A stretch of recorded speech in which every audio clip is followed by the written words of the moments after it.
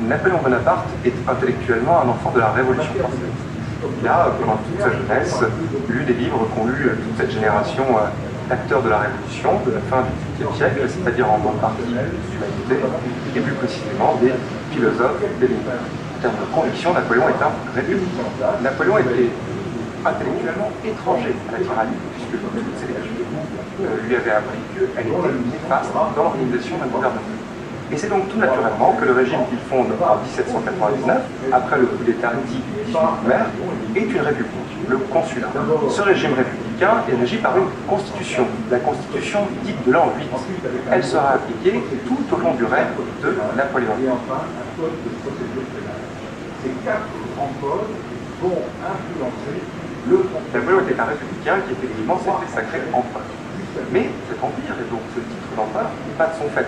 Ce n'est pas le fait d'un acte de dictature ou de tyrannie. Premièrement, ça a été sanctionné par les assemblées, et deuxièmement, plus important encore, par un plébiscite, auquel les Français ont répondu favorablement. Napoléon régnait avec des contre-pouvoirs. D'abord un contre-pouvoir parlementaire. Il y avait, dans la Constitution d'an 8, deux assemblées.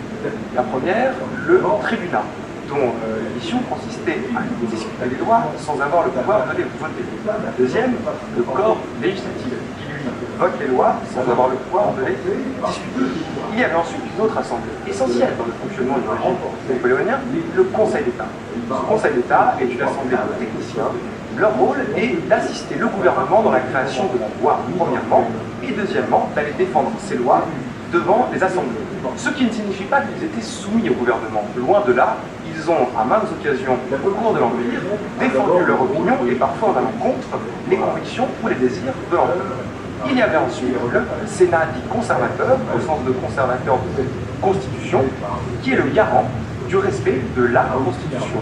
Et d'ailleurs, le Sénat fera exercice de son droit, puisque en 1814, c'est lui qui déposera Napoléon Bonaparte.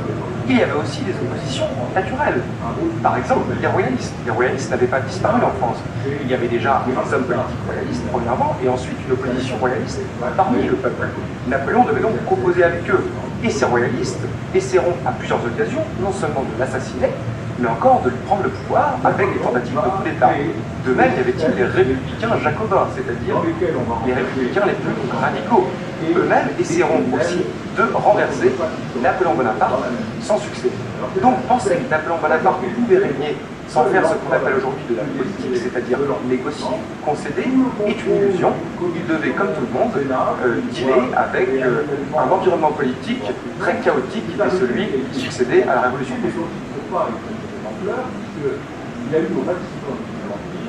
La réputation de dictateur de Napoléon vient de son tempérament, de sa personnalité. C'est un fait incontestable que Napoléon Bonaparte détestait la contradiction. D'ailleurs, s'il a pu gouverner avec une assemblée, ça n'est pas par plaisir, c'est par obligation, et au fond, il n'a jamais véritablement compris l'intérêt de discuter des heures et des heures de projets de loi qu'il aurait pu de toute façon assumer tout seul. Cela étant, il n'avait pas le choix. L'analyse qui consiste à penser Napoléon comme un dictateur s'attache très souvent à sa personnalité et pas à son régime politique. Napoléon était entouré de républicains qui, de toute façon, ne le laissaient pas outrepasser ses droits, en tout cas dans une certaine mesure. Par exemple, sa correspondance avec Cambacérès, qui a été ce qu'on pourrait appeler, il n'en avait pas le titre, mais son premier ministre, en tout cas son second pendant toute la durée de son règne, prouve que Cambacérès le ramène très souvent à l'ordre quand Napoléon veut se passer des règles. Donc Napoléon n'avait pas le choix. Cela étant, à partir de 1807, il soumet la Russie au terme du traité de Tilsit. Donc techniquement, Napoléon devient le maître de l'Europe. À partir de là, ses collaborateurs témoignent tous d'un changement de sa personnalité. Napoléon Bonaparte devient véritablement autocratique et il devient surtout très difficile de le contredire. À partir de 1807, il devient véritablement colérique et convaincu qu'il a toujours raison. Donc effectivement, ses collaborateurs ont naturellement tendance à ne plus le contredire, soit parce qu'ils ne sont pas entendus, soit parce qu'ils seraient éventuellement punis. C'est donc un paradoxe d'avoir eu effectivement un homme au tempérament tyrannique, mais qui a néanmoins créé le premier état de droit en France qui régit aujourd'hui une grande partie de nos institutions.